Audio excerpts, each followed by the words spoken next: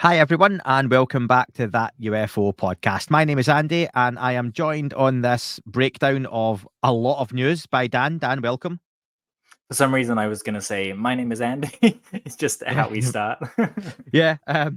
Do you know, I notice sometimes I don't say that, and it's rare, but I should do like a prize, for people when I don't say it on episodes if they email in. Don't do Yeah. that. I'm not giving out prizes. But yeah, Well, I've what noticed about the odd like time I a forget. McGrillen no prize? Stanley used to do a thing when fans noticed something that was notable, but he didn't want to give out prizes. It was just like, I'll give you a Stanley no prize. So Yeah. I don't have to do anything, but it's a nod. And can I be even lazier and just people can just assume they've got the no prize straight away? So yeah, well done if you've got that. I think it tends to be if I'm more like nervy doing a show or if I'm rushed.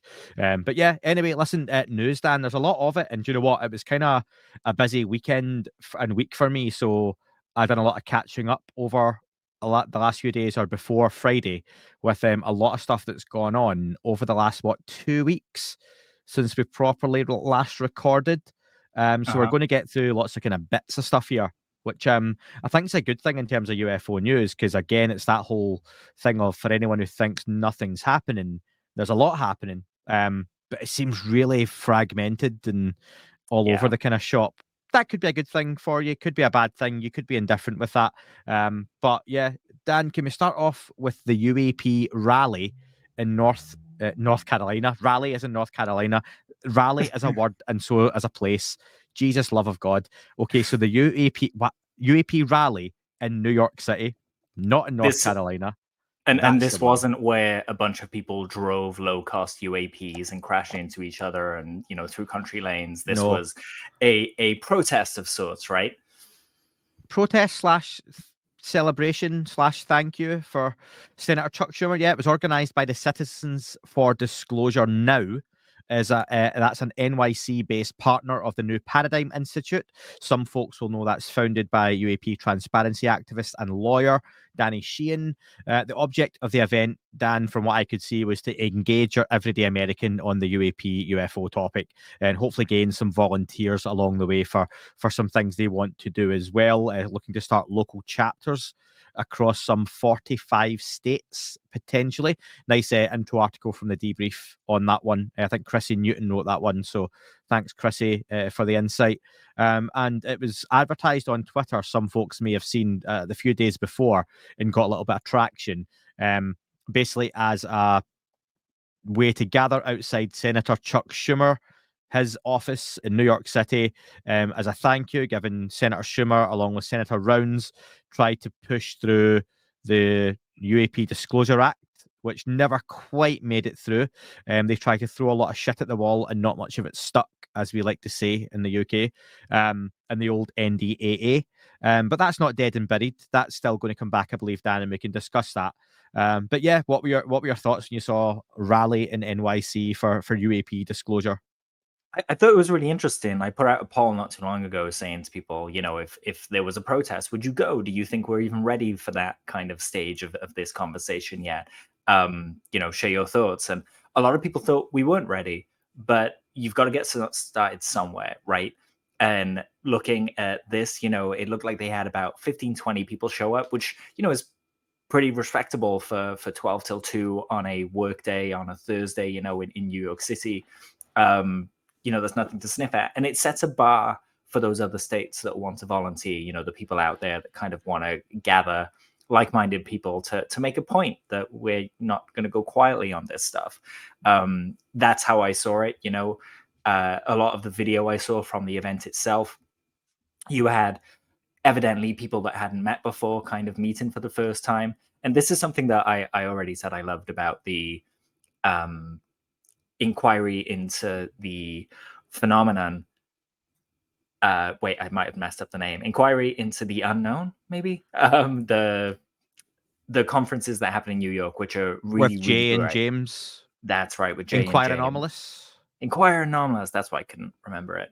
But yeah, they really great hubs for meeting people. And once you kind of put a face to a name that, someone that you usually talk to online, then things kind of start happening. You get people helping each other out and kind of saying, well, I can program AI, I can do this, you can do posters, you can do that. And people come together as a group. So I really see this as kind of the coming together of a lot of people that have shown initiative, that have shown that they really want to be on the ground floor of this thing and help move it along. The only criticism I've seen of it is that I know with the New Paradigm Institute, they're offering a course to study UAP history and wisdom. Nice vague kind of term, for about $15,000. And a number of people have said that this kind of felt like an advertising event. It's an advertising event as much as you want it. I haven't seen anywhere where the course was actually advertised during this. The founder of the university that's offering the course was there. He was present. He didn't talk about it. So yeah, I'd say a good start. It's not people pulling down the doors of these locations we've been told exist, but we got to start somewhere. How about you? What did you think? So, I love the idea. Well done to everyone who showed up. You said it's not 15 to 20 people that time of day is not something to be sniffed at, as we again say in the UK. But we sometimes, and I'm going to just present this argument here, and this isn't to downplay it in any way. But when you look at the optics of a situation, we thought the Anjali press conference looked really bad.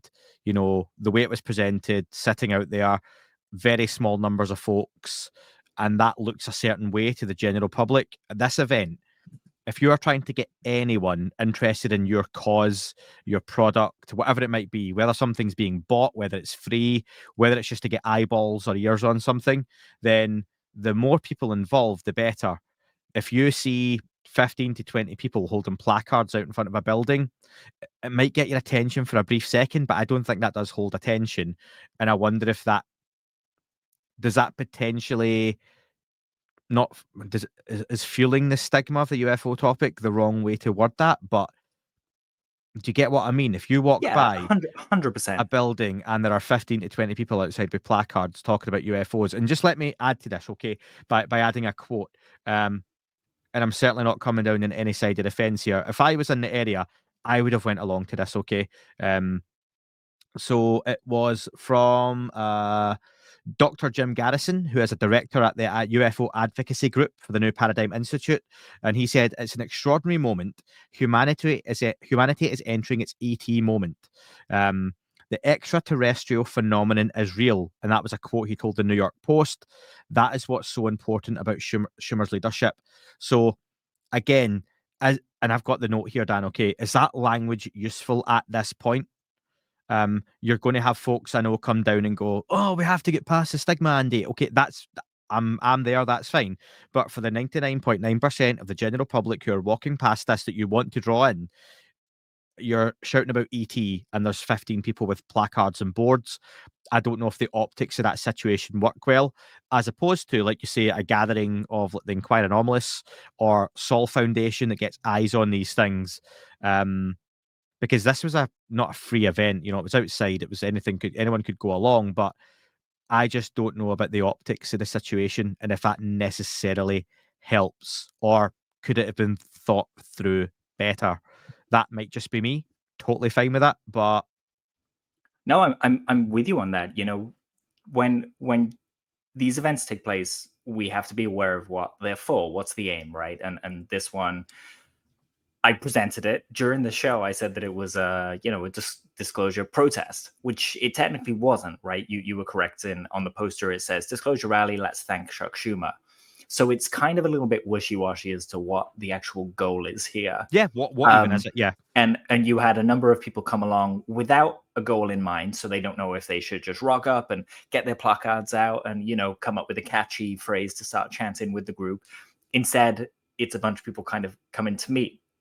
I've focused on the positives of that, but the negatives are that it's a group of people stood around holding a bunch of photos with kind of, it says like hope and hero and things like that. And I'm great. I'm on your side. Like you said, I'm there if I'm near that event. But should the signs not tell passersby what's going on? Should they not inform people what's going on? Like if the average American is walking down the street past this event, do you just want them to think that there's a bunch of people hanging out? They might be doing, I don't know, like a surprise kind of dance thing, or just anything. They could be a trading card group or whatnot. Like you really want banners and messaging there so that people kind of go, oh, what are we talking about? Oh, governmental oversight. Wow, yeah, no, I'm in for that. And like you said, we haven't even mentioned extraterrestrial at this point, but government oversight, spending taxpayer dollars on things they don't know about, compartmentalization. There's so much here that doesn't involve that language that it's worth thinking about the optics of that to someone who has never been involved in this subject before. And I just also want to touch on that word that they use in there, extraterrestrial. It felt kind of like, the report came out, the report hounds on extraterrestrial. As I said in the last show, I got in touch with Susan Goff, and I said, hey, you keep saying extraterrestrial in this report. What do you mean by that? And she says it's anything not of this world. Very specifically, not from Earth. That's what we're talking about. And rightfully so. People said, well, why isn't Arrow talking about all these other possibilities that, Carl Nell presented as possible? ET was just 2 of like 50 things that he presented. So why are we focusing on those 2 things? Equally, why are they focusing on extraterrestrial at this rally? There's a bigger kind of issue at stake here. And I find that like a really narrow messaging. It's almost the same issue as the Hollywood Disclosure Alliance. So many people with so many different sets of beliefs about what the goal is and what's there that you almost have no unified message at all. And so when someone rocks up and says, what's this about? And they have a guy, there was a clip on the New York Post showing an interview there where one gentleman was talking about being followed by UFOs, by triangular UFOs in the sky and things like that. Cool, I'm down for that conversation. But Joe Smith walking down the street is just going to leave at that point. So I feel like there could be a bit more self-awareness here, Yeah, that's probably true across the topic, and no one's perfect, 100%. and I'm far from that. Okay, and I'm trying to present this point in at least a concise way, and it's the same as when I see a major celebrity tweets about UFOs, or an organization or politician who is never usually associated, but they are going to get tons of engagement or tons of likes, reposts. And I see lots of folks from the UFO community on Twitter all post the same thing. So I'll go on usually to try and see if, let's say, for example, Kanye West posts UFOs are real, okay? I'll jump on and I'll hope to see what are people saying to this that are normally aren't UFO folks. But what I see are the same folks from UFO Twitter all posting their same videos or attacks that they post on every one of these things. And I'm like, if I'm a member of the public looking at this, I'm probably switching off before I'm past the 4th or 5th one, because I don't want to see your stuff advertised. I don't want to see your shouting, conspiracy looking tweets and stuff. Try and be rational, try and be sensible. It's a chance to engage folks in the topic in a different way who might normally be involved.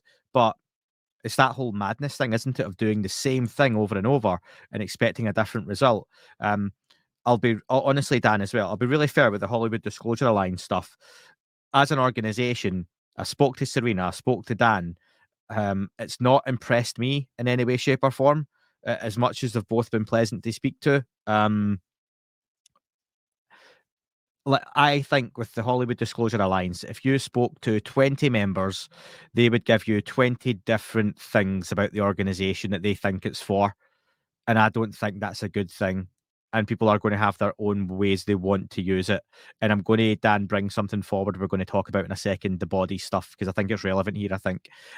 Yes, it But is. I think if you asked 20 folks from the Sol Foundation's first conference, and I've got no affiliation with them, so I'm not bumming them up for no reason, but I reckon they would all It's the tell you British phrasing again. yeah, I wouldn't be. I don't know what the US one would be for that. That's just like when I said batting 100 and people corrected me that it's batting 1,000, and I was like, oh, okay, sorry. Not in British baseball. No, It's not in different. Britball. You guys have soccer. You keep it.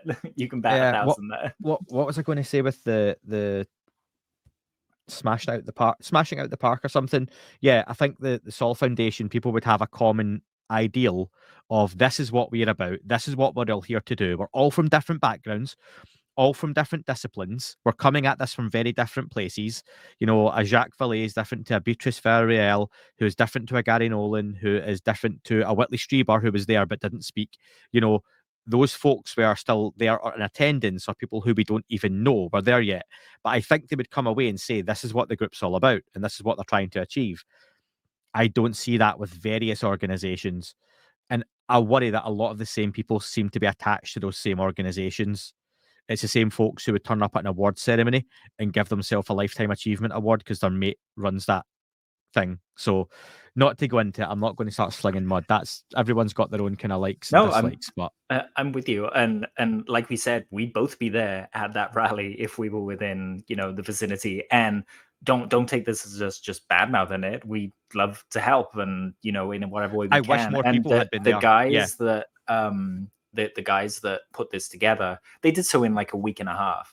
And the New Paradigm Institute kind of, when it was announced, the weekend happened, so there was no kind of pushing out of media stuff, you know, before that weekend, which meant they only had like 3 days to promote it. And you know, I think they did a stand-up job for the time they had. But you know, going forward, I think there should be a focus on messaging, a focus on, you know, go to the area, go to the nearest subway station, and just hand out flyers for an hour each day. Like, get people that aren't in this community to come along and see what it's about. Talk to them about, you know, I just want to touch on Lester Nair. You interviewed him a while back, and he's so good at what he does. His I think it's UAP Lester Nari, actually. Nari. Sorry, I apologize. I pronounced it wrong as well. I apologize. But yeah, he kind of refocused the issue, because I guess he feels the same as us, that everyone, you know, a bit spread thin and kind of shits at the wall and stuff like that. But he kind of broke it down into 5 areas, which I thought were really concise and really well thought out. Illegal withholding of classified information, whistleblower retaliation, misappropriation of funds, targeted disinformation campaigns. At this point, we've not even mentioned extraterrestrial or NHI. And then the last one is possession of non-human crafts and biologics. You know, pick one of those 5 things and talk to people about them. But it's that 5th one that's going to get people's imaginations. So there might be stuff there that gets people's attention, but that's the one that captures folk. And like you say, I think I wish more people were there. I think what this sort of event would really be good for is if we knew there were going to be another UAP hearing in Congress, that you could organise something like this for the morning of, for the evening of, the day before, whatever it might be, to say outside Congress or outside this building, we're going to gather because you know folks are going to turn up for that. Same with the hearing that, you know, we had the audience for, behind Grush, Fravor, and Graves. People were there for that. People queued up for that. People didn't get in the building. You've got a ready-made crowd of several hundred people at least who are going to be there, and organise some meetups around it, organise and, you know, inquire anomalies around it, stuff like that. You know, no pressure on Jay and James, but that kind of stuff, or someone else go and do it in bloody DC or whatever it might be. That for me would help if you could organise around an event. Because that's just a hell of a lot of logistics. But well done to them. Well done to everyone who went. I think there's a time for it. For me, just a personal thing, keep the language, the ET stuff out the press for this, and try and do, this is going to sound really big-headed, but when I try and speak to people at work, I've mentioned before, I'm not talking about aliens. Forget about aliens for a minute. Let's just talk about what if it's something else. What if it's not human? Forgetting aliens and just try and... This is, I don't think that's big-headed. I think this is your skills as an interviewer coming through. You ask questions instead of telling people things. And when people can tell you what they think about something, they're walking down a path on their own. Yeah. And that's always better and a richer experience and a more accurate experience for someone than being just told, we're not alone and they come from Alpha Centauri, you know? Like, let people kind of lead the conversation and just educate them as they go along. That's what the opportunity is for, I think. Do you know, Dan, I'll take the compliment. I don't take them well. But I used to work in a call center on the phones selling like satellite TV subscriptions, right? Sky, for those in the UK, that people bloody know. And he sold pieces of Sky. Yeah, pieces of this guy. And when Game of Thrones was really big, really popular, I don't like Game of Thrones. I have never liked it. People would phone up when it was like the biggest TV show in the world, the kind of second, third season, and I would tell them on the phone that I didn't like that show, and I'd be like, "What do you like about it?" And they would start selling it to me.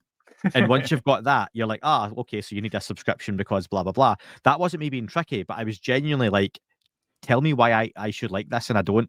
And I wonder if that's the kind of approach these folks could use at these sorts of rallies, trying to get the public, look, you know, tell me what you think it could be if it's not aliens. You know, tell me what you think about. What if I said it's not human, but it's not alien?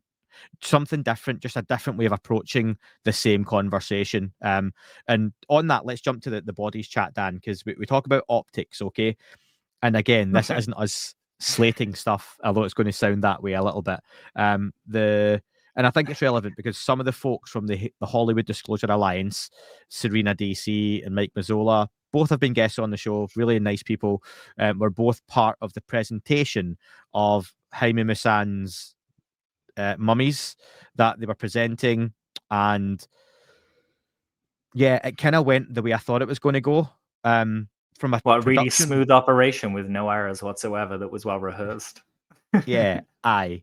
From a production point of view, things did not go smoothly. And again, we're going to, God, optics are a big thing here, okay? We're saying optics, you know, how something looks. Perception is reality, folks. If we put this out and Dan's mic was down really low, my gain was up really high, and there was static in the background and it dropped out all the time, you're not going to make it through the full show. You're not going to make it through an episode. A lot of folks aren't going to come back and listen again if this is their first time. And people notice So, that stuff as well. oh, Like, yeah, you know, whether I'm working on film or whether I'm, you know, recording with you or, you know, whatever, people notice tiniest things. yep. It needs to be smooth sailing. And I know that that requires a bunch of stressed people on the ground there, but that's kind of the thing you signed up for when you're doing a press conference. But that's it. Smooth sailing, fine, but not perfection. No one's saying perfection. However, they turned up with, let's go with, these are genuine alien or non-human bodies. They turned up to an event that looked like it was held in an outside gazebo with a table and panel that you couldn't watch one live stream. That was the main one that I was advertising. I helped share that the same as you did, Dan. We all Yep. did, in the name of let's hope that something good comes of this. So we went in with good faith. You then couldn't hear the other live stream. There was in another live stream that was in Spanish, which is fair. Lots of people speak Spanish. I don't, you know, no comprende. So I don't speak Spanish.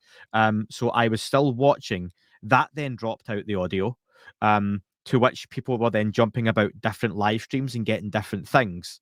I think I posted 7 different links in all, and this was before anything had started. I think the Yeah, intros were going on, and we were just trying to get a channel with audio that we could hear. yeah, And at this point, you know, you're half hour past the start of your event.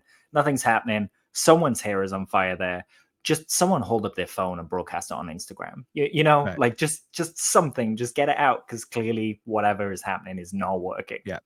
And then, and this is again just from a personal point of view, because that's what a podcast is, folks. I'm not the news. I don't run a major news organization, so this is my opinion, and other folks will think otherwise. Dan may think otherwise, News is but your middle name, just for everyone. yeah, I've got lots of middle names. So, for me, if you're presenting something this groundbreaking, this important, and whether it's bullshit or not, Dan, and I'm going to say that, I think this subject's important, as do you. So I want to see it handled seriously. If you present a body that you then break the finger of live on camera, Oh or my at least God. show that you've broken it, that doesn't look good. That looks really, really clumsy. And you're telling me, bear in mind, and people always get in touch with me and say, Andy, you're not an idiot. Don't talk down about yourself. I know I'm not an idiot, but I mean, in terms of understanding that science, you have to explain that to me like I'm an idiot. One, they don't. But two, what I do understand is you've got a very delicate thing, very delicate piece of scientific evidence, and you've broken it. If it's genuine, it's the most important piece of scientific evidence on the planet. If that is genuine, it's the most valuable thing on the planet. It Ever. probably doesn't have a cost to it.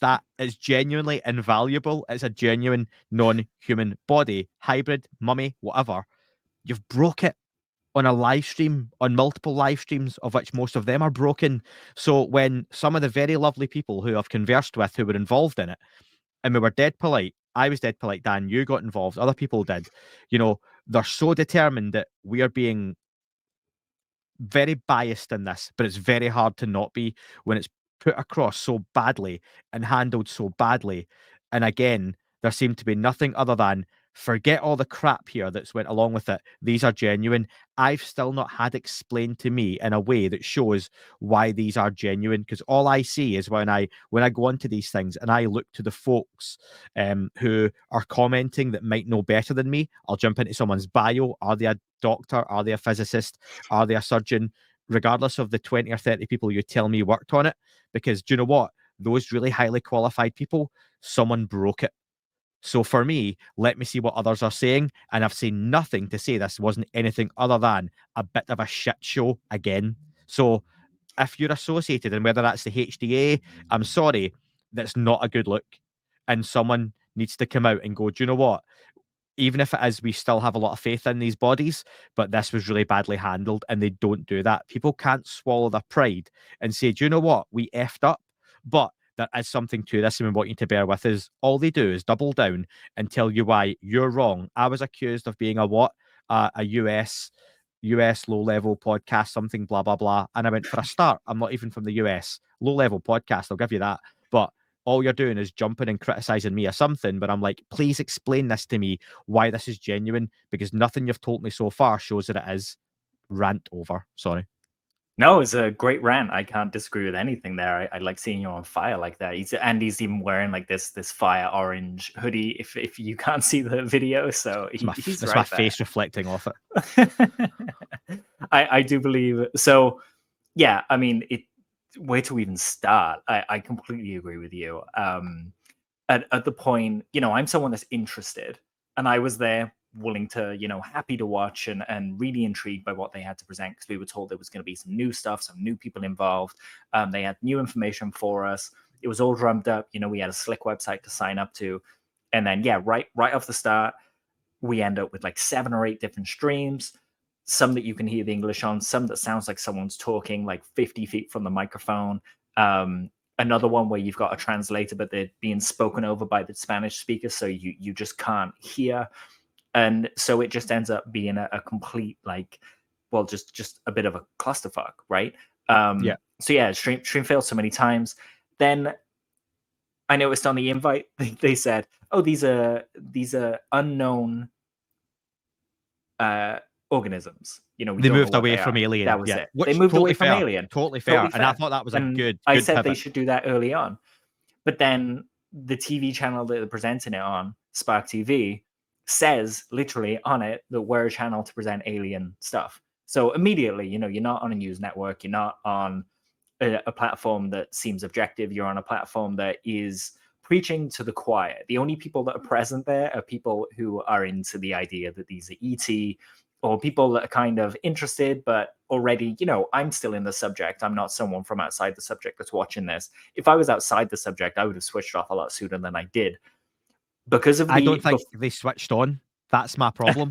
Yes, they did not switch on, and they didn't make it appealing. So even if you consider that they're preaching to the choir, there's only people that are interested in active participants, and all people that are ready to full on embrace this.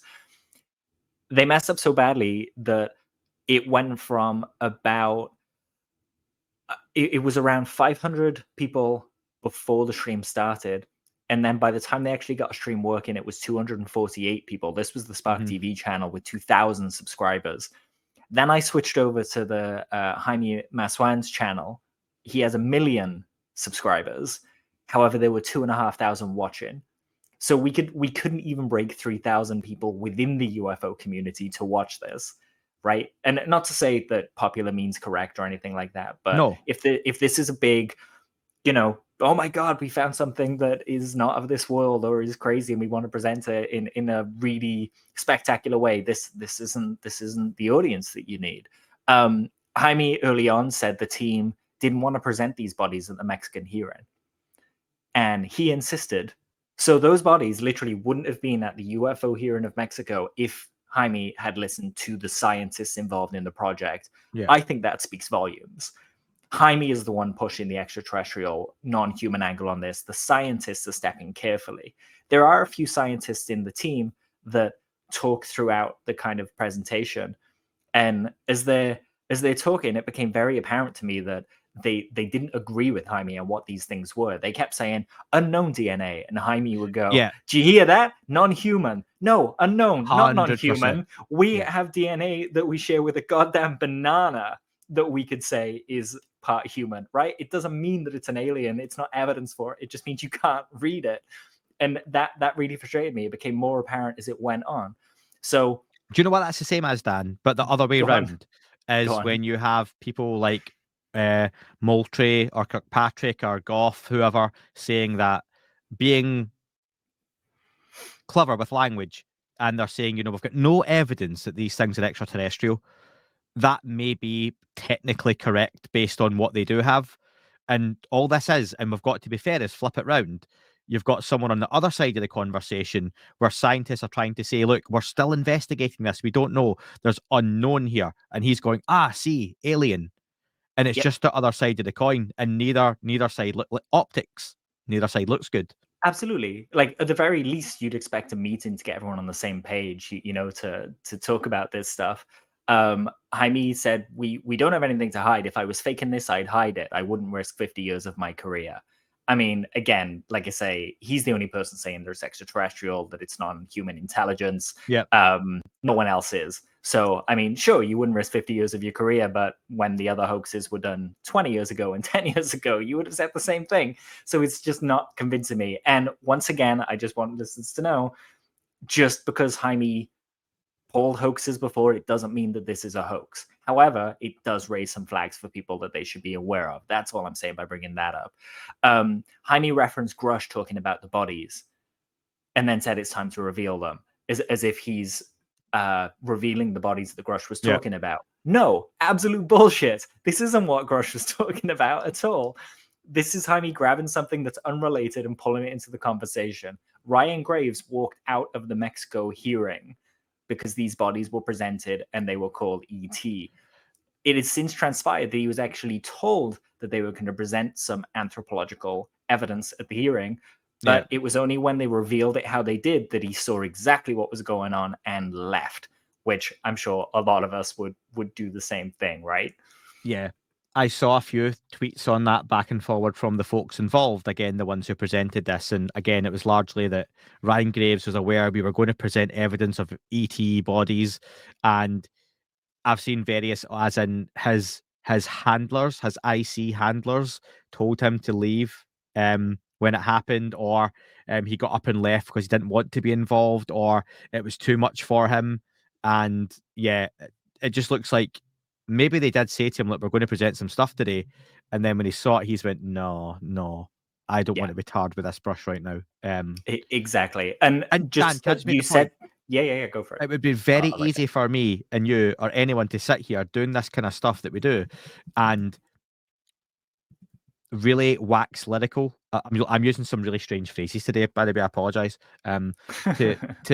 To go over the top and be really for this, because from an engagement, from an impressions point of view, from regular updates, I could have put out loads of stuff on this, tons of clips on Twitter, got loads of engagement, made another $5 from Elon Musk on Twitter X, and had loads of eyes on it by saying I believe this.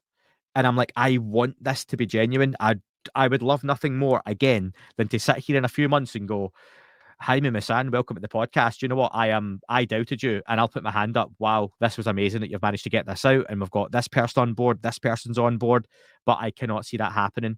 And that's disappointing for me. So yeah, I don't have too much to add with the body stuff, but I don't know about you, Dan. Yeah, I mean, I'll just kind of round it out. I wanted to touch on that thing about the IC handlers and stuff like that. I'm seeing this happen a lot. When someone disagrees with someone in the UFO community, they get called, you work for the CIA, you work at Eglin Air Force Base, you have IC handlers and stuff like that. No, we just disagree with you. Like, there's this weird entrenchment that happens at these extremes of the conversation. If you fully believe, in starseeds and all that kind of area of stuff, that these things are ET, they're coming from Zeta Reticuli, something like that. You have an idea of what these are. That's one extreme. And then the other extreme is the debunkers.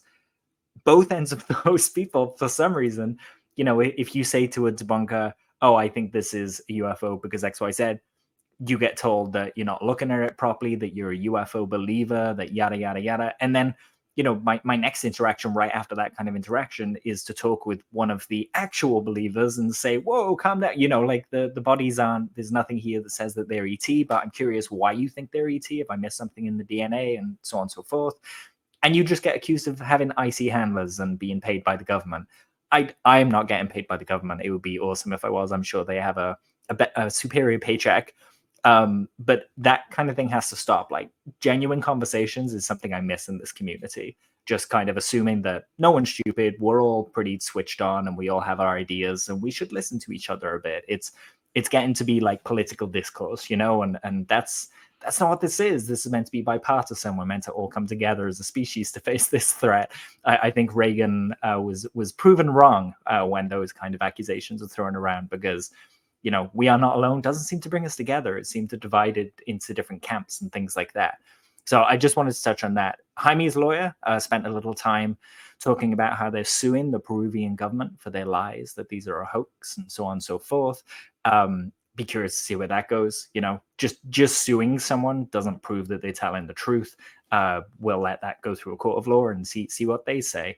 But brave to do if they're not telling the truth and they know it. The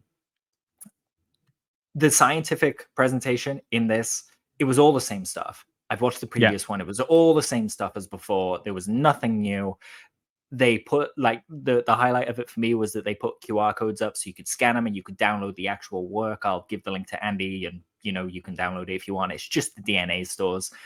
When I checked the next day, those links had actually gone down for whatever reason. But yeah, they're not letting people go and take their own DNA samples from a known part of the body, because the general practice is that you take a DNA kind of sample from inside the bones, so that there's nothing coated on the surface of the skin or some degradations happening. If you go inside the bone, then you're getting the purest stuff that's available. Could be they took a patch from this creature's eyebrow or something, and it's contaminated, and that's the unknown DNA. This is the reason for chain of custody and letting scientists take their own samples. Was that not? Sorry, Dan, was that not even a disagreement, and I might have got this wrong, in the actual presentation, that one presenter said these things had eyebrows and one didn't? Yes, I forgot about the eyebrows. Yeah. So again, that messaging, right? I was so frustrated with it. That one of the guys that was seen as more professional during this, Fernando Corello, he's been working with Jaime since 2017. He's not a new face here. We really need some new scientists in and to look at it. But I pretty much got up to the bit where when they showed the finger was snapped. I believe my tweet was, they've just damaged the expletive body. It's snapped and it's hanging up. The most precious samples in the history of the world. I'm done with this. Shame on you all. And that was my experience with it. And I'm someone that's up for this ET conversation. If they can't convince us and they can't keep us on board, that's a problem. We're going to see them being wheeled out in carny freak shows, and you can pay $15 to go touch one of the alien mummies soon. I guarantee it. Yeah, and this isn't a drama show and never will be. And we want this stuff to be real and presented well and genuine. So, yeah, to be continued, I imagine. I feel like the first half hour of this has just been really negative. Let's find some positive things to talk about. Next up, apocalyptic scenarios, Dan. What's the best way for the planet to explode? Tim Gallaudet, so a bit of science, Dan. This is one for folks. Rear Admiral retired Timothy Gallaudet wrote the first published white paper for the Sol Foundation. I believe that language is correct. Basically, for people like me who like it in layman's terms, sciencey paper. It was titled "Beneath the Surface: We May Learn More About UAP by Looking in the Ocean." So just to summarize, really, Dan, I don't want to go into lots of detail, but I've got a few questions to ask you off the back of it. Focus was on oceanic UAPs, USOs, UFOs underwater, whatever you want to call them. The paper emphasizes the significance of studying UAP and unidentified submersible objects in the ocean, not just the air. Case examples, it discussed the Tic Tac UAP, the Aguadilla UAP, Puerto Rico incident, highlighting transmedium UAPs moving between air and water seamlessly. It pointed out maritime security risks. So as much as we hear about, and we'll come to this soon, Dan, pilots in the air encountering these things, close collisions with planes and aircraft. There's nothing to say that same thing won't happen with boats, submarines, etc. under the water, even like offshore oil rigs, those kind of structures. What are the scientific potential of this, Dan? Some of that was that these phenomena could lead to revolutionary advancements in various fields, comparing the potential impact to the scientific revolution of the 17th and 18th centuries. So, actually studying this stuff, getting it right, we could see a huge technological leap, massive. Government research basically discussed the role of government agencies, academic institutions, and research and this kind of stuff. Largely, I mean, that's just the sole foundation down to a T for me. That's what they want. Government, academics, scientists, thinkers, get involved. Let's discuss this. Let's work on it together. And see what we can do. Can we produce results? And I think that's got to be something that comes of this. And I think that's where some of these organizations, Dan, that we've been talking about, we want them to produce results. Doesn't have to be what people like. It just has to be results that are factual and backed up by evidence. And that's what I think Sol Foundation, for many folks who maybe have a similar line of thinking to us, is probably one of those kind of shining lights of hope in the horizon. And then there was like recommended actions for US government, academics and whatnot off the back of that as well. So yeah, thoughts you read through it, Dan? Yeah, I really enjoyed them. So once again, we look at these things and we kind of say, who are they for? Are they for us? And yeah, we get to read them, but a white paper tends to be, it's informing you of the issuing body's kind of philosophy on what they're looking at, which I felt like this does, and so did their other paper they released.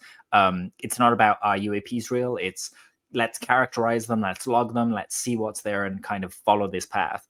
That path, as you touched on, there's potent scientific improvements along those paths. There are countless studies of ocean life, of our planet, of things like that, that will advance the conversation in other fields as well. So Tim really pushes on this. There were a few things I wanted to touch on that were mentioned.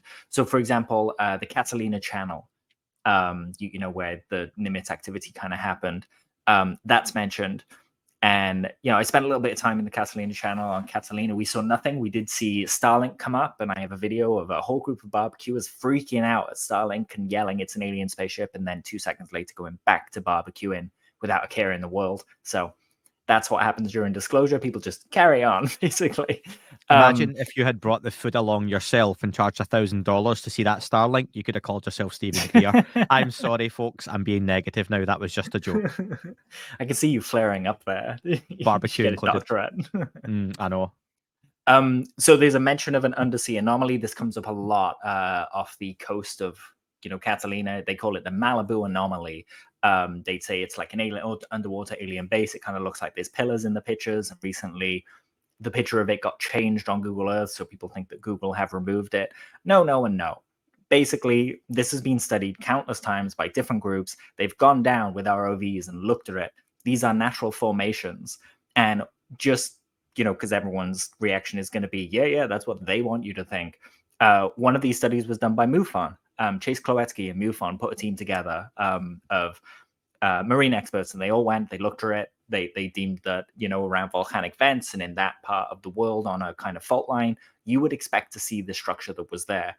You've also got to remember that the scan that you were looking at wasn't a scan of the seabed in the way that we think of it. You're not scanning it like you are land. Yeah.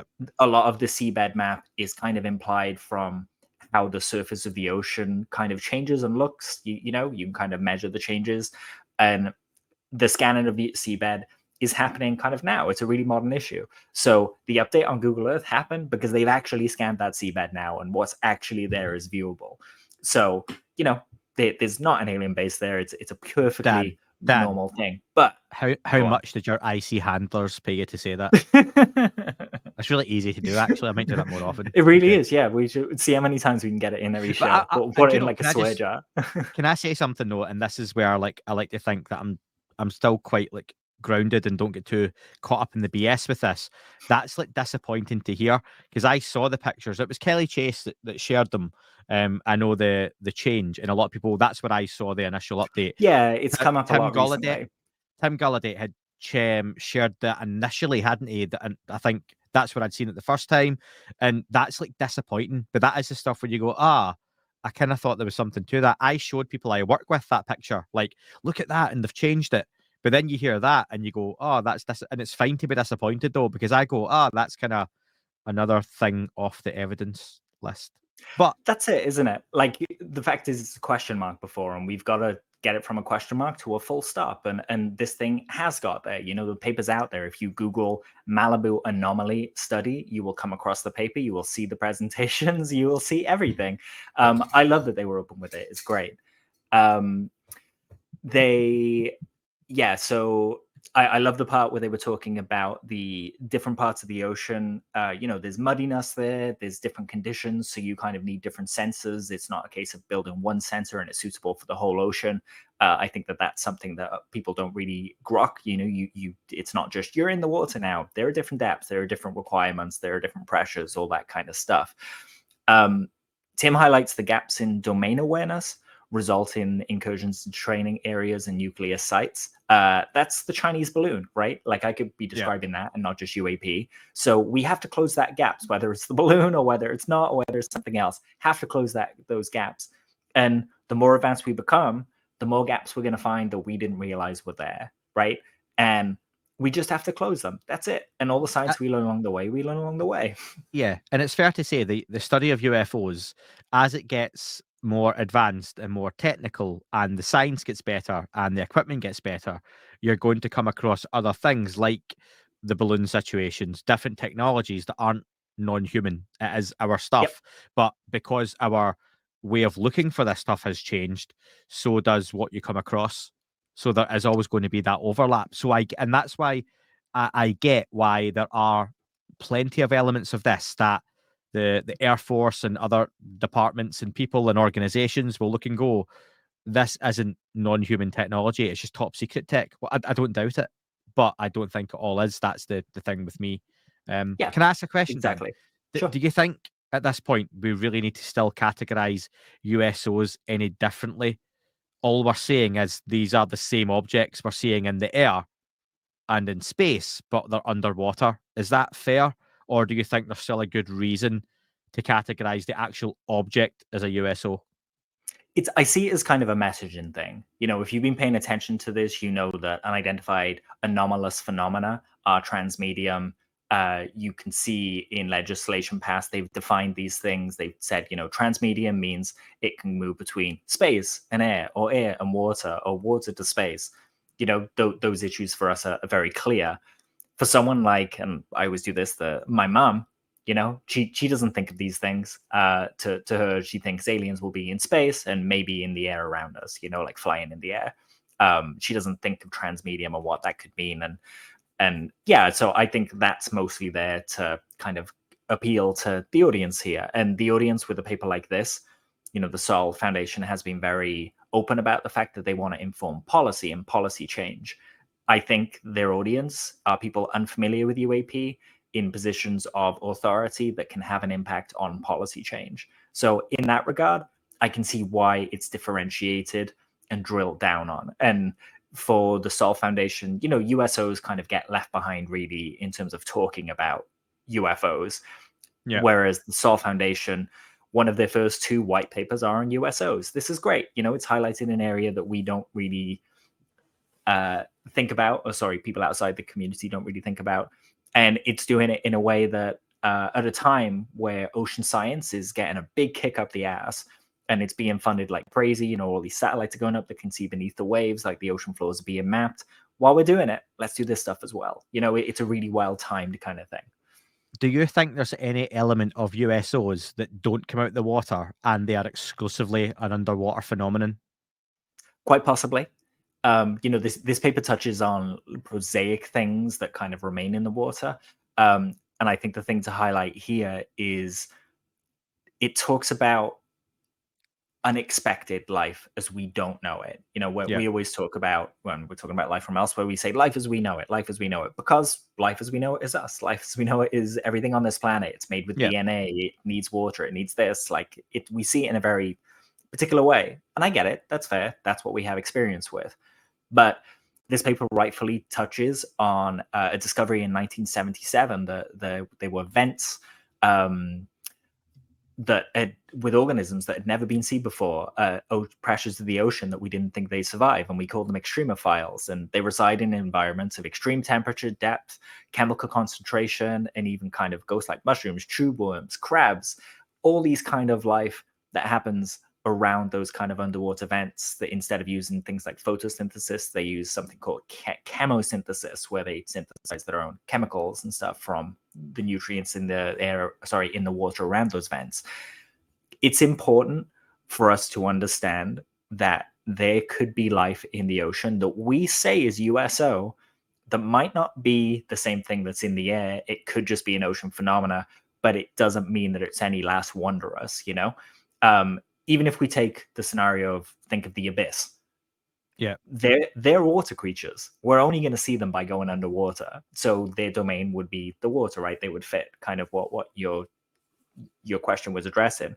So absolutely, you know, there's life in the oceans that we don't know is there right now. We just will never know unless we look. So we're kind of trying to get ignorant, so we're out this conversation. Life that we didn't think that could exist is there. So we kind of have to look everywhere, because it seems to be in a place wherever we look. It reminds me of Tom DeLonge's comment that the universe is teeming with life. And these are kind of our baby steps, looking in the ocean to see things that survive there that we didn't think could exist. And one of those things could very well be a really rare form of intelligent life. It's been a while since I've mentioned this or asked you, but do you think there's chance? There's always a chance, right? But what do you think realistically it's like that there is a civilization like us, but it lives under the oceans, it's evolved there, life for them, they are technologically advanced, but maybe don't come out the water, and we're as alien to them as they are to us? Do you think that's still a bit too much of a stretch, or even then, do you go, what about underneath the ocean and under the Earth's crust, where you start going a bit New Godzilla, Kong type? Now you're into my level of the stuff I love talking about. Like, basically anywhere where we currently think there isn't life, in people's heads, they should start understanding that there's very likely life there. These extremophiles keep proving to us over and over again that life survives in conditions we didn't think it can survive in. It can be made in ways that we didn't think it could be made. We came out of the ocean. So it could just be an us that decided to stay in the ocean and separate. Somebody came out and went, "Oh, that is cold. I'm going back in." Yeah, screw that. Yeah. I'm off. I'm going back in. But you know, to that civilization, coming out of the water and exploring the air would be just as incredible to them as us going to the bottom of the Mariana Trench and, you know, scooting around there in a machine that we made. You know, we really need to get out of our comfort zones when kind of talking about potential life. And it's only a question mark, right? And how do we answer that question? Do we say, hey, Dan, we're going to specifically go look for NHI under the ocean? No, you just map it. You look at the wildlife there, you look at what's happening, you look at the ecosystem, and whatever you find, you know? So everyone kind of wants the same thing here, right? It's just a look. Yeah, it starts to go into that Atlantis type side of things and conversation, doesn't it? And do you know, I've actually, it's a bit of a side, not a side, but because it's related, but Jimmy Corsetti does some stuff on that, and I know he's been on Rogan on Twitter and stuff, and I'd quite like to talk to him. He follows me, but he's never DM'd me or read my DMs that I've actually sent him. I messaged him a few times, but I can give you some pointers for people to talk to that he kind of stole his stuff from. His stole. Everyone's stolen from everyone. Everyone's stolen from everyone. It's the Simpsons I don't mind people being inspired by people. You know, that happens. What is it that Picasso said? The good artists create, great artists steal. But when you present an idea as your own, and when people kind of bring up these earlier sources, you say, no, this was me, it started with me, then that's where it gets a bit ropey for me. So that's why I say that. Okay. There are some richer sources for you to go to. Happy to highlight those. And they, you know, the idea of the recat structure or the Rycat structure, this is the kind of the theory that Jimmy pushes, that Atlantis was this kind of ring structure in northeast Africa, sorry. That site is fairly unexplored. It's really hard to get to. It's a really interesting site, regardless of all the Atlantis stuff. So once again, there's a question mark there. Let's get looking. It's just a bit remote, so it's really hard to get there. I think I remember reading some guy went there and it took him like 3-4 days to even drive there, and it's across open desert, and you have to have people, like a whole group of people with you that are prepping, that live there, and kind of like the Sherpas on Everest, right? You want the locals to take you. So yeah, it's really remote, hasn't really been explored. There are I've seen people find fish bones and things like that there. So this area used to be underwater. So it's worth exploring, It's absolutely worth exploring. If I say to you, Dan, and this will be relevant to a tiny portion of the audience, east of Mombasa, does that mean anything to you, that location? East of Mombasa? God, there are so many for Atlantis. Yeah, no. There's a few people laughing their heads off at this right now, probably about 10. But yeah. What's east of Mombasa, Dan? I don't know. What is east of Mombasa? Is there much? I think it is ocean. I think it is water. But yeah. Anyway, Dan, we're going to move on from that. I wouldn't waste your time searching it, but to the few people who... The one thing I just did want to add there is the recap structure is also one of the places that I want to say way back in the 50s and 60s, the US government did electromagnetic studies of different areas around the planet, and some of them were really sus. One of them was the recap structure, which is another reason it kind of gets flagged up as this weird thing. Because it's like, why are they scanning that? Like, if it's a natural geographical formation, like that's really weird that you would do that. So yeah, I wanted to highlight that because there is some funny business with the US government and the recap structure. Yeah. One thing just before we move on from Tim's paper, he says technologies of unknown origin. I don't want to take credit for my bingo card in the 2024 roundtable being correct, but I think I said devices of unknown origin would become a phrase used a lot this year. And I saw that and I was just like, it begins. So there was a nice kind of end paragraph that Tim ended with. He said, no matter how much is learned about UAP in the atmosphere, a complete understanding of anomalous phenomena will remain hidden absent dedicated research into our largely unknown oceans. Without gazing into the abyss, one will never know if the abyss does not indeed return the gaze. I thought that was a really strong way to finish. And do you think he's hinting to go and watch The Abyss again? Do you think that's what that is? I think he is, yeah. Yeah, it's his favorite movie. We should go. He wants that Blu-ray release, doesn't he? IMAX back in the cinema.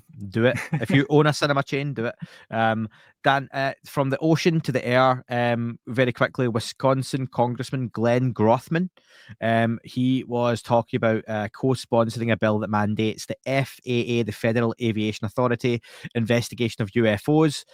Basically, this was on the news a few days ago, making sure that pilots and other folks in the air, cabin crew and such, can report their UFO sightings without any fear of stigma or ridicule. And he said as well they were trying to get more private briefings about UFOs to try and understand the subject more.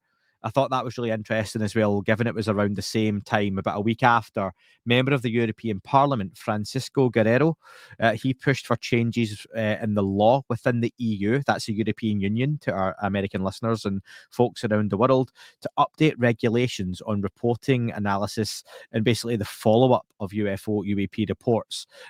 Not big news, but for me, in the sense, it was nice to see these little bits and pockets of information happening in different places around the world. And for me, I've put here, Dan, there were relatively small drops of water in the pond, but this could be how that capital D disclosure comes together through all these little avenues that folks don't think of, don't pay attention to, and yet it's a kind of multi-pronged attack or movement to get to that place where actually, do you know what? This happened here, this happened here, this happened here. Away from the halls of Congress and stuff like that. But the aviation authorities got involved because of reporting changes. And then it happened in, Africa. Then it happened over here as well. Then India got involved with something. And all these daft little things, kind of unassuming, maybe boring for a lot of folks as well. They'll look back and go, that had an impact, but maybe kind of butterfly wing type impact down the line. 100%. I totally agree. There was another Sol white paper released where they mentioned kind of things going on in other countries and seeing, we had, it was USA, Canada, Russia, China, Uruguay, Japan, India, Brazil, Peru, Chile, France, and the UK. are all kind of, they've all studied it, have active programs, or took it seriously enough that they thought it was a threat once.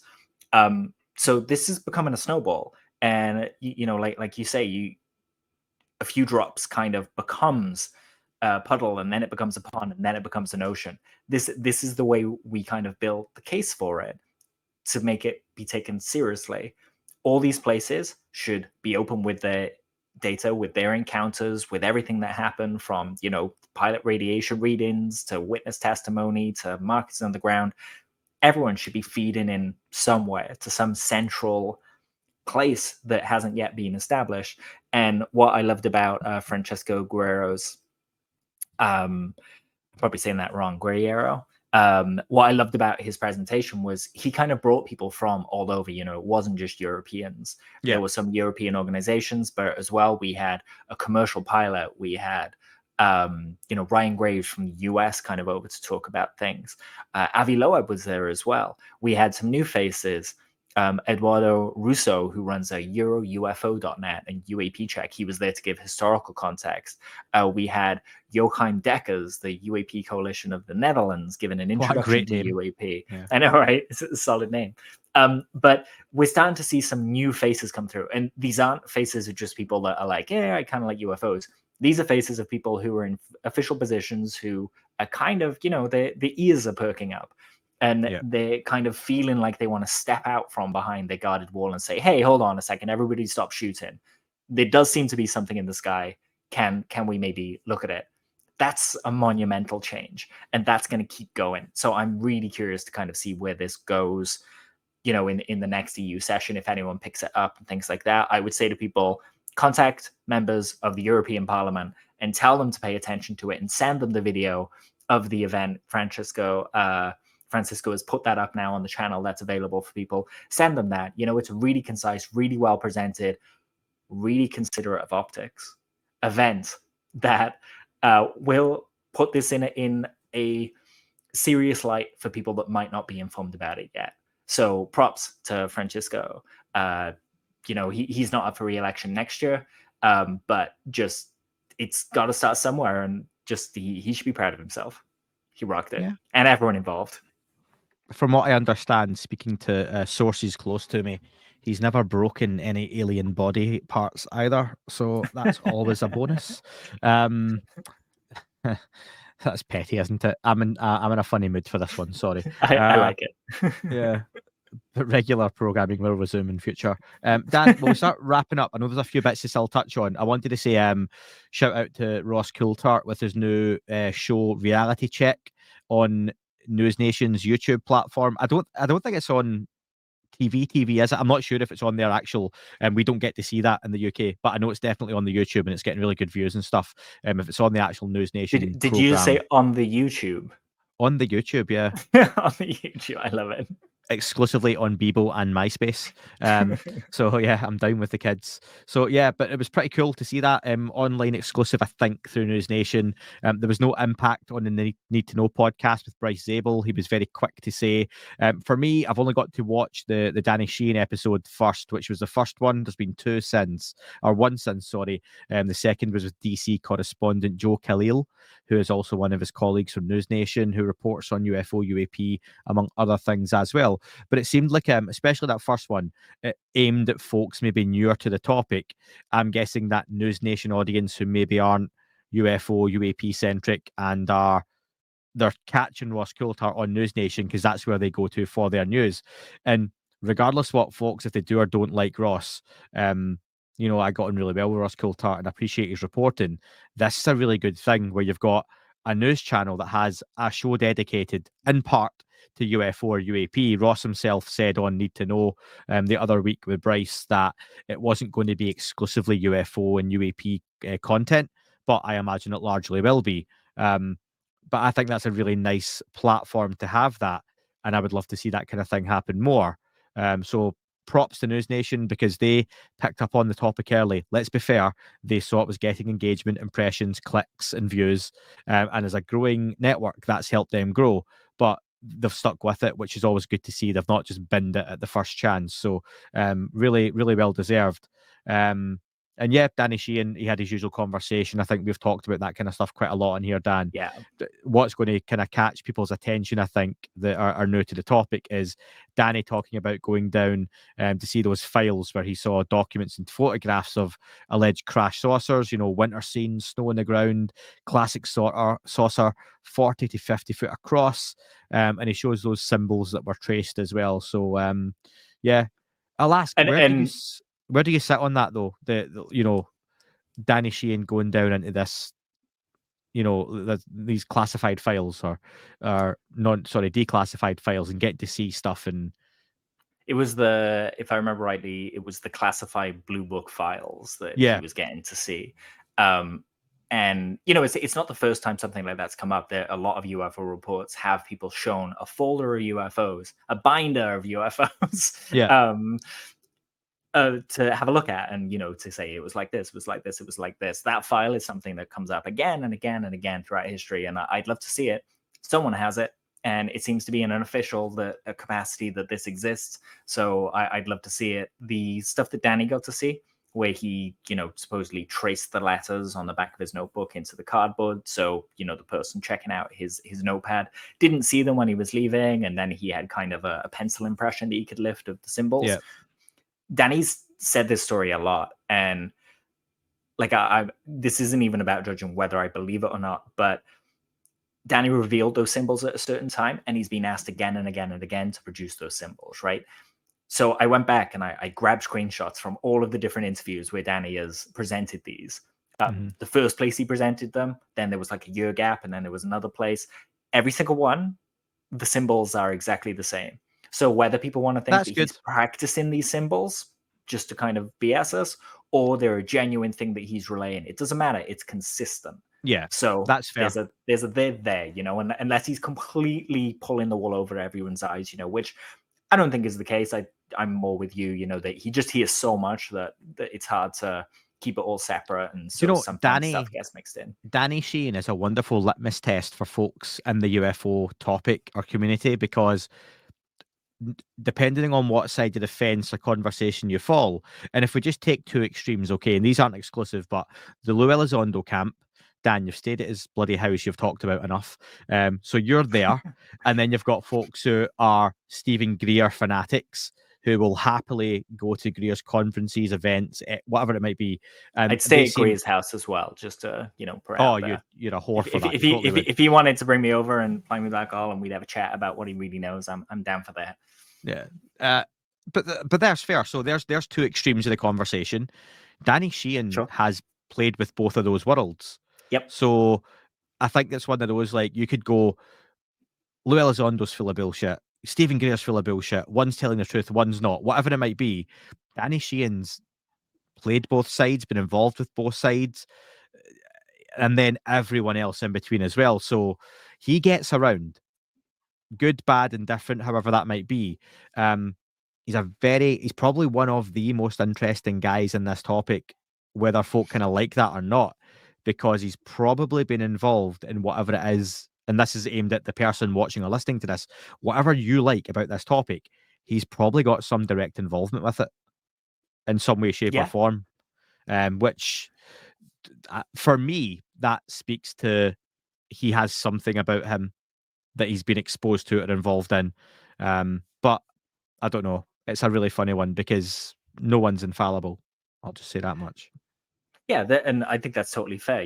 There was up to a point in the community, a lot of people were on board with Greer, and then they kind of split off and there were schisms and stuff. But you're right, Danny's a really interesting test that's between a lot of things in this community. And let's be honest, a lawyer takes jobs. It's not about what he believes, but for him to repeatedly involve himself professionally in this field over and over and over again, when from his credentials he could be off making a lot of money representing different people against big corporations in the court of law, it speaks to something. And I don't know what that is. I'm as curious as everybody else about him, but until I can read his mind, I can't tell you. Just and you know what? Yeah, that's a fair point. Just for me, he gave me an hour of his time. I've never paid a guest I never would, I don't think, depending on the circumstance. But just for what they come on and do, they give me their time for free, which is appreciated. A lot of guests come on to promote something, which is totally fair. That's okay.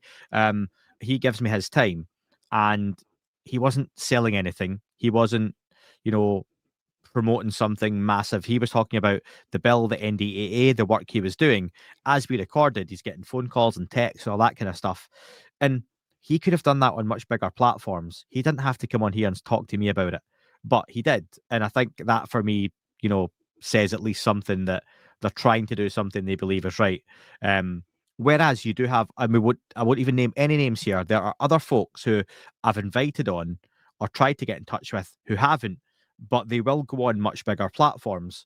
So fair play to the ones who do come on, who don't owe me or any smaller podcast anything, but they still give you some of their time when it's available.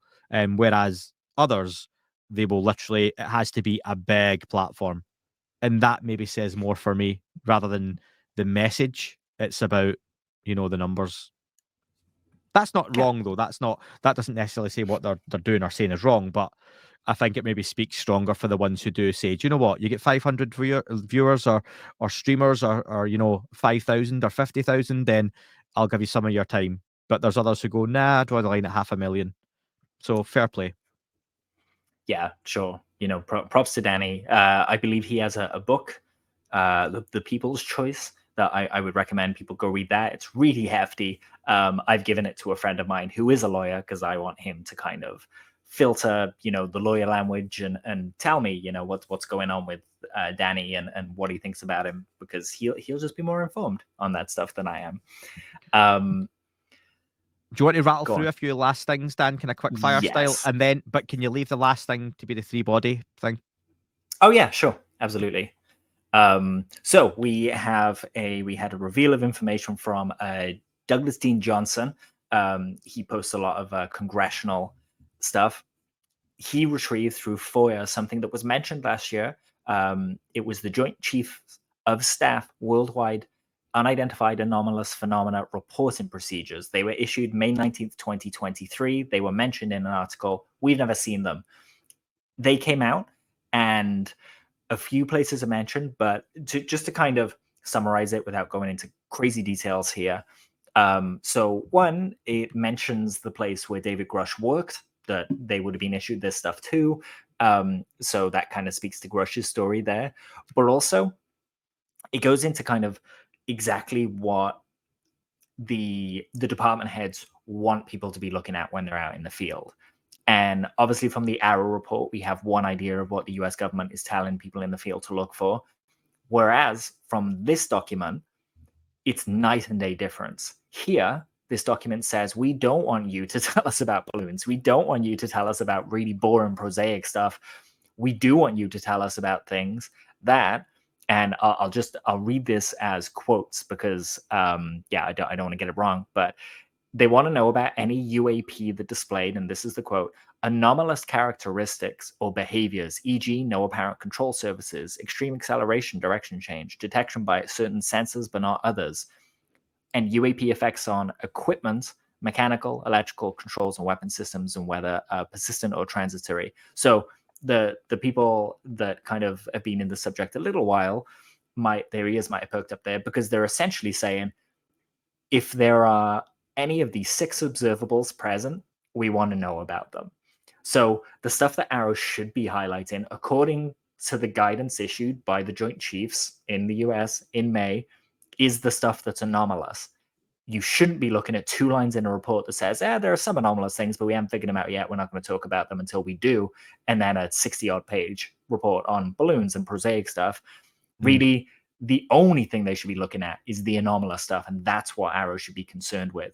So this kind of caused a bit of a wave in the community when it was released, because it was these things that they're told to look for were specified in the NDAA and the Schumer Act that we already mentioned earlier, but that act didn't pass, yet they're still being told to look for these things that were specified in that act. So you can see that there's a little bit of, maybe not game playing, but miscommunications going on internally. They're looking for the anomalous stuff. However, when they're talking to the public, they're like, if it's not ET, we Like that's the only thing we're going to kind of look for that's anomalous, and everything else we're looking at balloons and things like that. So naturally that kind of lit a bit of a fire. The other thing on is that. So does that not speak to anyone who thinks the Arrow situation is, Project, Blue Book, whatever it is, Mark II? It done its job because all the mainstream media picked up the key headlines of nothing to see here. Yes. No one's going after the corrections or whatever else comes after it. The mainstream media is not picking up Dean Johnson's tweets, unfortunately, to say, actually, if you look at this side of things, they're saying that the total opposite. That doesn't happen. So it's kind of job done from a mainstream point of view. The folks at Arrow don't give a shit about the UFO community. They're not sitting here going, yeah, but what if those guys dig this up? The folks in charge are going, and I mean really in charge, they're going, that's fine. The damage is done there. We've sorted it. All the rest of it is just chatter and clutter. We are literally that little frequency they were trying to mess about with before that you don't end up picking up the pigeons. They were just wideband. So that's literally what's happened with that. And it done its job. So, that was successful to an extent. Yeah, absolutely. Just to that, I would say, we got here through pressure and activism, and we can do it again. It's an arm wrestle, but you're totally right. The media ran with that. Nothing to see here, folks. And so this is an uphill battle as it's ever been. And luckily, we have people like Matt Laszlo from Askapol kind of on the ground asking officials directly about the UAP issue as they come out of briefings and meetings and things like that. Recently, he got to catch up with Eric Burlison, who you spoke with, right? But I guess, this is a bit more recent now.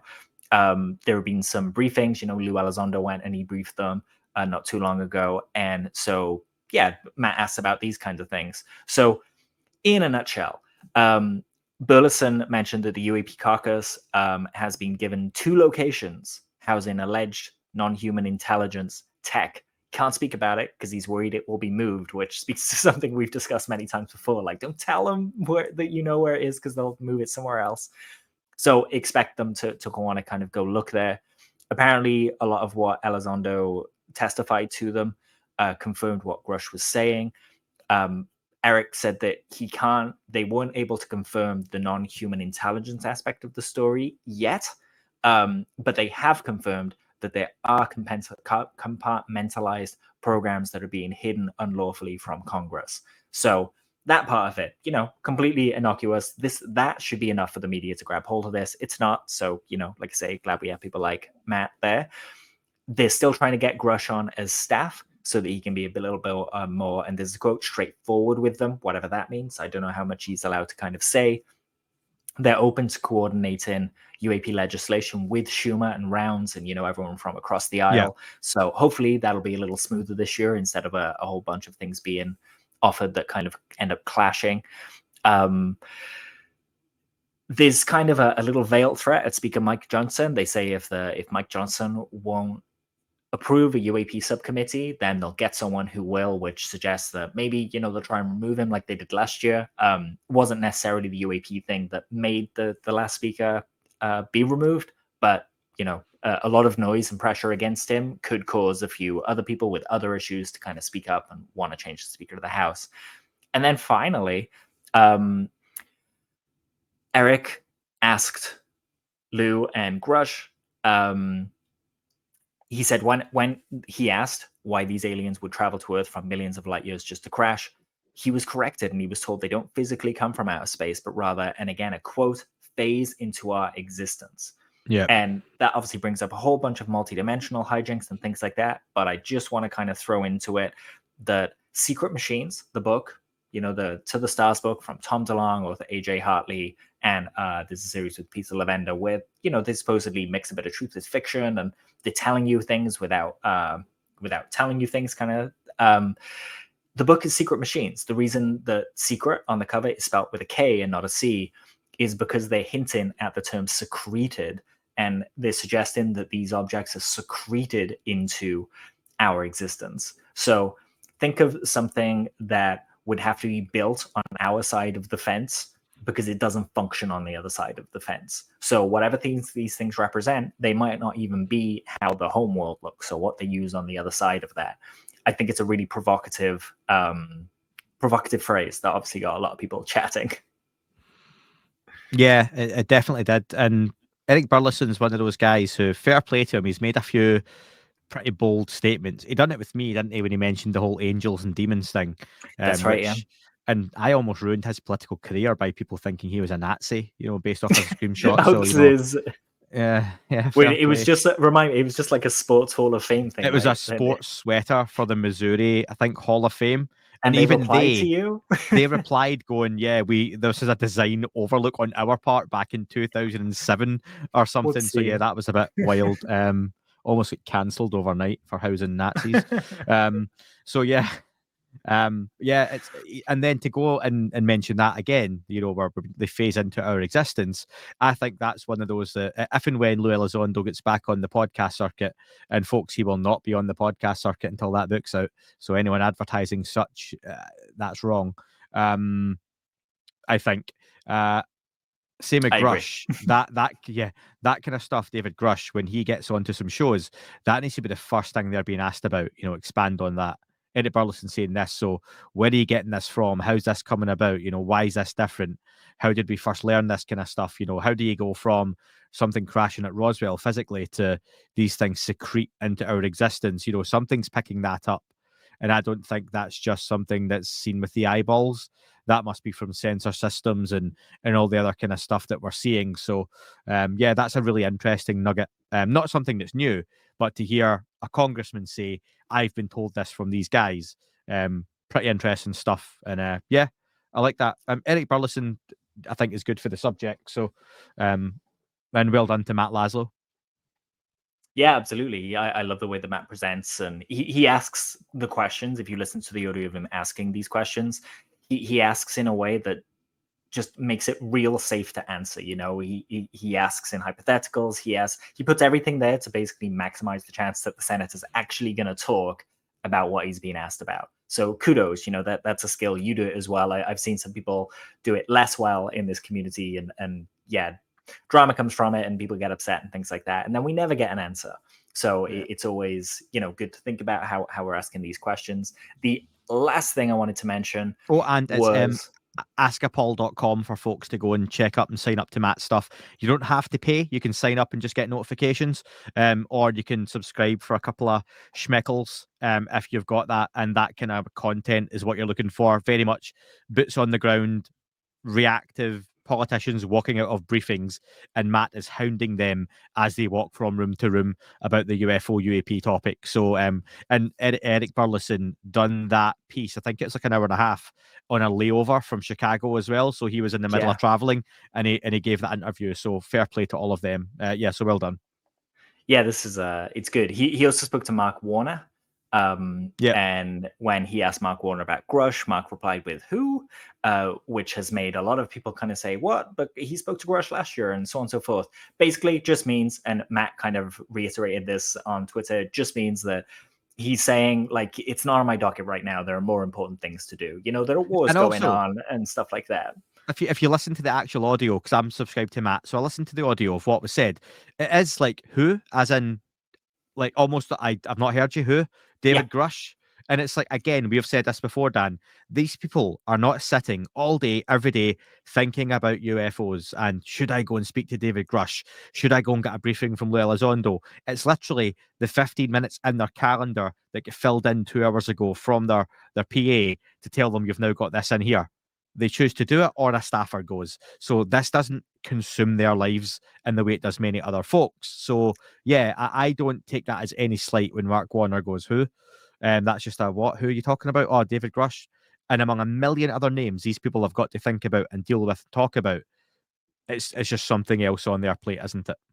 Absolutely. And just to pull something from earlier in as well, the white papers that the Sol Foundation are making, they're the kinds of things that an aide will read. And then in that 15-minute gap the senator has where they're like, all right, talk to me about UAP. That's the kind of thing they're talking about.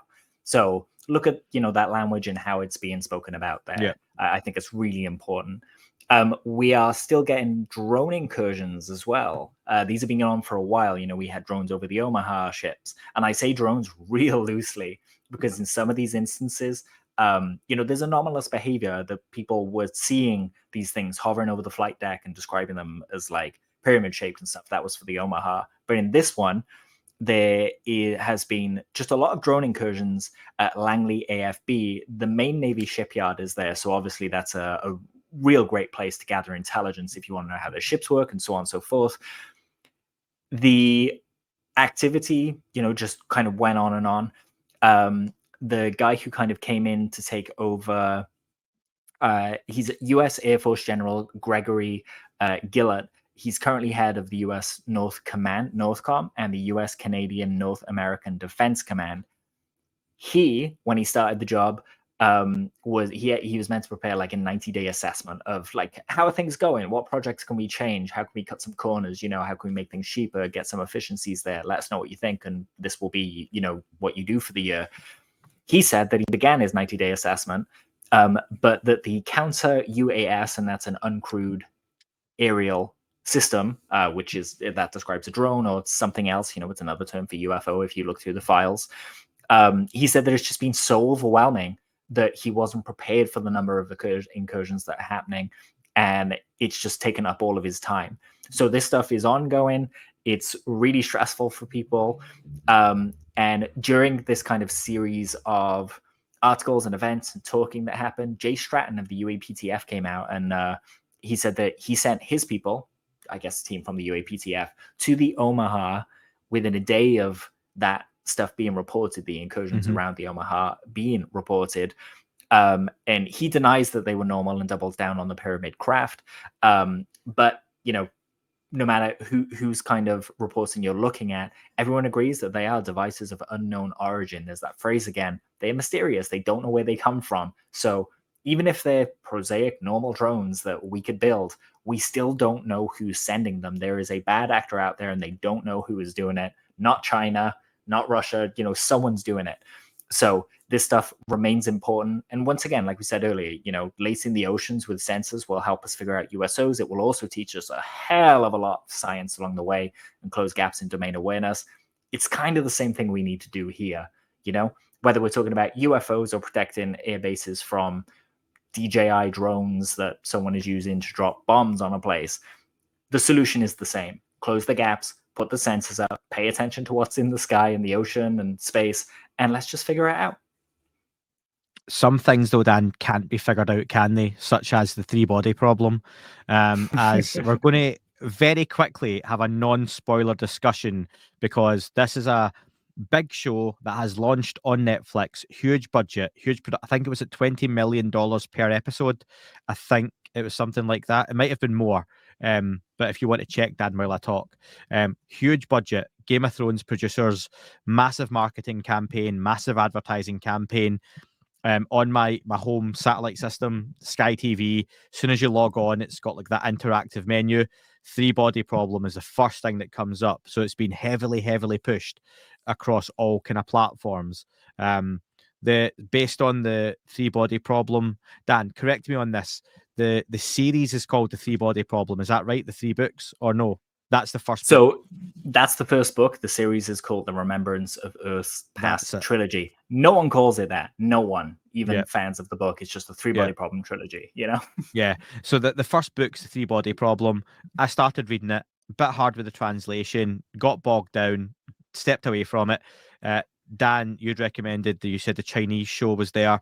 I started watching it, and I've plowed through it in the last kind of month or so. I've got 5 episodes left. Now, the Chinese version is subtitled and it's free on YouTube. It's 30 episodes, 30 episodes. The Netflix one is 8 episodes in full. So I've got a few episodes left of the Chinese one. Then I'm going to go on to watch the Netflix one. However, I've read a lot of non-spoiler reviews, pretty mixed reception to it, to be honest. I've got friends who have watched it who have been pretty positive about it, which has been cool to see. But from what I understand, Dan, no spoilers, but the Netflix show is very much taking inspiration from the book, but the characters are pretty different. The names are different. The setting's different. And is the story different? The story is in some ways different. With all adaptations, you've got to change it from going from a book to a screen, or a screen to a book, or, even if you pick up a novelization of a movie, it's different to what you saw, right? And it's always really interesting seeing them adapt for these different mediums.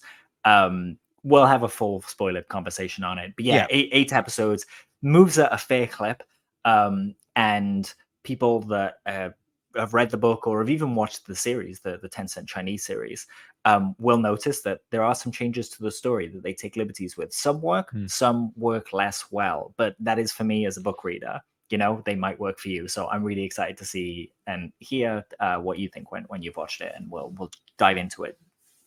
Yeah, definitely recommend that if you can read subtitles and you've got time to invest, it is 30, 45-minute episodes on YouTube. I've really enjoyed it, and I'm someone who can fall away from these things really quickly. The idea is interesting. It's quite a slow build, but I think it's slow build enough with enough happening to keep you wanting to see more. Definitely could have cut it down a little bit, Dan. We've spoke about that, and we'll get to that when we talk about the thing properly. But yeah, definitely recommend it. And if anyone's wondering why I've not talked about it much or even not shared much online, I'm trying to stay away from it because I can already see some of the promotion for it spoiling Literally, potential aspects. as we were talking to start Yeah. this episode, Andy got spoiled by something that is ridiculous that they put it in marketing. But there you go. That's the age we live in, right? But if you've never seen anything about it, it won't mean anything to you. But Yes. given I'm 24 episodes into the Chinese version, I'm guessing just putting 2 and 2 together and getting whatever the Chinese number 4 is, insert joke here, I can discern something Chi? from that. Oh no, the Japanese. No, I don't know. Yeah, you made a total arse of yourself there. Well done, Dan. Well, we're an idiot. But with that, should we say domo arigato? Domo arigato. Does that mean goodbye or hello? I don't know. Or any of those? I remember We from don't have Arrested time to check Development. it. We've ruined it, Dan. Yeah. Anyway, folks, we're heading off now east of Mombasa, and I'm going to let Dan know exactly what that means. So thank you very much for listening, and speak very soon.